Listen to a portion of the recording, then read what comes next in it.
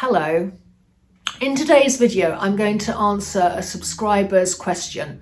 And the question was around the ramshackles and what made me decide on the ramshackles. And more than that, could I perhaps give some pointers and advice on how to identify our subject matter for developing a body or group of work? I think that's a great question. And what I have done in quite a few of the videos this year is talk about the process once I've identified the subject matter. And I'll put a couple of links to previous videos about that. But this, of course, is a step back from that. It's how do we know what it is we want to pursue? How do we identify it? And in a way, it was quite helpful for me because I realised there's quite a lot of things I do that I kind of almost do automatically when I'm identifying a subject.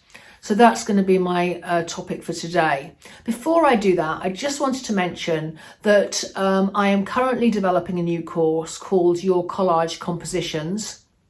And there is a wait list for that course. And what that means is that if you sign up for the wait list, it means that you get notified when I've got more information and when I've got an early bird offer. Now that course won't come out until late winter, early spring next year, but there is a list and there is an information on a page on my course platform that you can look at and get more information. So I'll put a link to that in the notes, and if you're interested, please do sign up so you don't miss an early bird offer. It's obviously free to sign up, but that means you will get the early bird offer when I release the course. Okay, so on with today's subject. So I said to you I was going to give you my top tips for identifying a subject area, and in my case, the specific one was ramshackles. So my number one tip is to notice what you notice. And of course, I talk about that a lot, but I'm going to put that now into context of identifying your subject areas. What I think a lot of us have phones, and what I do is I will take pictures of things that inspire me. And when I'm having when I'm being organised, I kind of go through that and get rid of all but the very favourite of them. And what I'm suggesting for the first tip is to scroll through your camera roll and see, and I've got on this computer screen here, I've got the kind of equivalent, obviously bigger so that you can see it on the screen. But what I found really interesting before I'd identified the ramshackles as my project area and the thing that I wanted to pursue and develop a body of work about, is that as I was scrolling through, I could notice all these different old buildings and shacks. And it started way back when I became very fascinated by the Mills buildings. And in fact, that was the very first series of paintings I started to develop when I became a bit more abstract in my work. So it's quite interesting, those kind of connections. But then you could see the old dilapidated farm buildings, the huts, the allotment huts, and then obviously the fishermen's huts. But there's that relationship with all of these dilapidated buildings and the stories they tell. So in any way, that's my number one, is to really look at what it is you're fascinated by.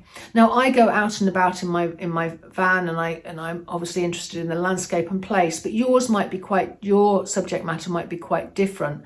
But it's to give yourself that opportunity to experience those things. Because if you say, I'm interested in, I don't know, still life, you kind of then need to give yourself the opportunity to see still lives, or to look at these things. And in my case, I need to give myself the opportunity to get out and about into the landscape. So my number one is to notice what you notice. And a good way of doing that is through the camera roll on your phone. My number two is to keep a diary or keep notes and jot things down when you see them, when you experience them. Because my feeling is that is a very helpful way, or even keeping it in your head, but that can be a bit tricky, even in the notes in your phone, if that's an easier way of doing it for you. But just making notes of the things that really you're noticing. So I'll give you an example of a different example actually. A few months ago I went to the coast, and again it's a bit like when I went and sort of started seeing the fishermen's huts. Like again, I had this sort of coastline in my head. I had this, oh, you know, this is what I'm going to be interested in. But what I found when I got there was some specific things were really capturing my attention. And again, I took photos of those particular things. So going back to number one, but I also wrote notes about what it was that was really inspiring me, because what it was sand dunes and driftwood. Those two things of all that could be inspiring me along the beach and coastline, those things were standing out to me. So I wrote notes around driftwood, and what it was that kind of whole rugged, the wornness, the again about history, about the sea. The sand dunes was about movement. So it's about kind of keeping a note, and sometimes it's hard to keep those things in your head with everything going on. So I would suggest writing notes, and also being very aware of the sort of thoughts that you're having, and then again making notes, maybe even doing some research. Somebody, I remember, saying to me about the ramshackles, oh, this was before I started developing the body of work, I bet they've got some stories to tell. And just that phrase stuck in my mind. I jotted it down, stories to tell. And it started getting me thinking about, well, what was their history? How could I find out? And so that again, it's being aware of those things that you're interested in. If they were just a superficial thing, oh yeah, they're interesting, fascinating little huts and that's that, then I wouldn't have made those notes, and it wouldn't. So it's using these things to help you understand that is something that is inspiring to you. And number 3, doodle or draw in a sketchbook. And these are some of the, on paper for that matter, these are some of the drawings and sketches that I did when I went up to the northeast and was looking at the fishermen's huts and the coast. And I was a little bit torn, because in my mind I was going to paint the coast and the sea and the rocks and everything else.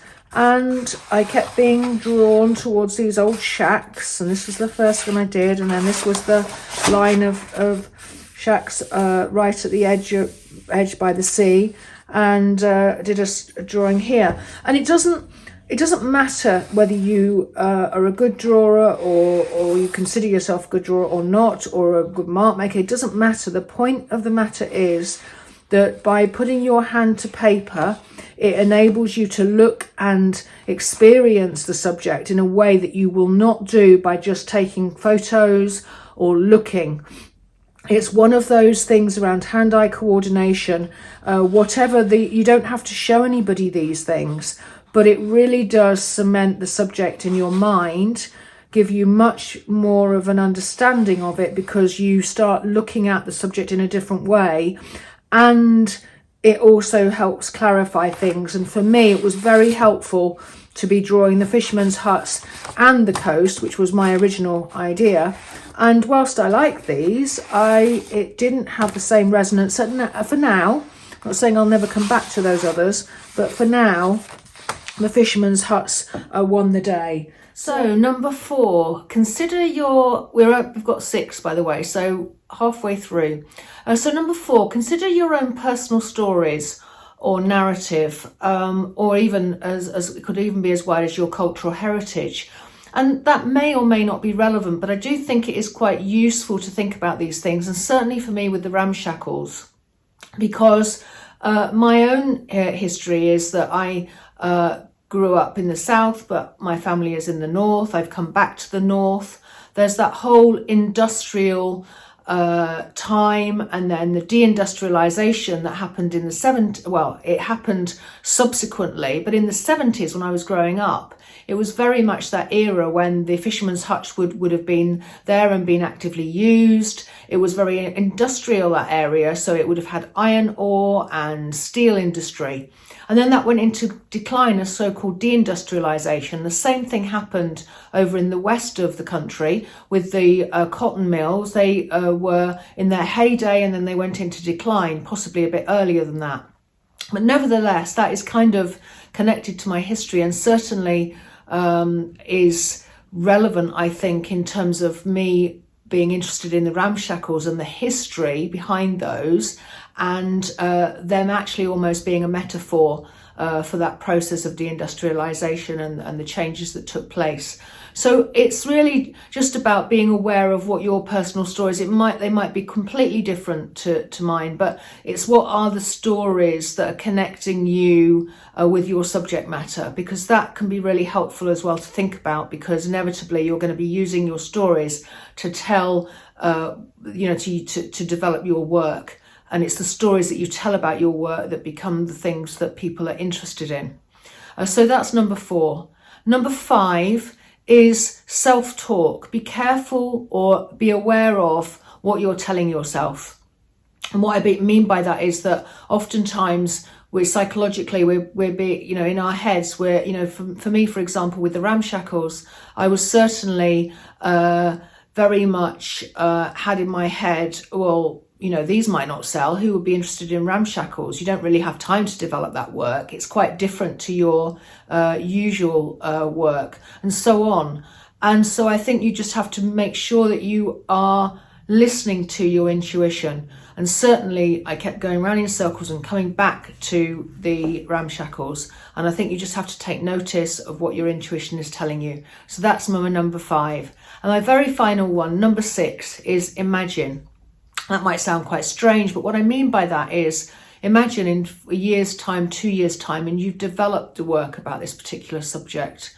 Do you have what is it that it's about? What is it that, I'm not suggesting that you know what in detail, what you can't sort of, you're not going to be able to look into the future in your crystal ball of what the paintings are going to be like, but it might give you some sense, some feel for the subject. And I certainly found that was really helpful for the ramshackles, that there was a sense of what I needed to do. So that is just something, it might not be, it could be as big as you walk into a gallery and your paintings are all there, but it could be something smaller. It could be, you finish your sketchbook and what's that like? Because it can just give you some little clues about what you're feeling about your subjects, your potential subjects.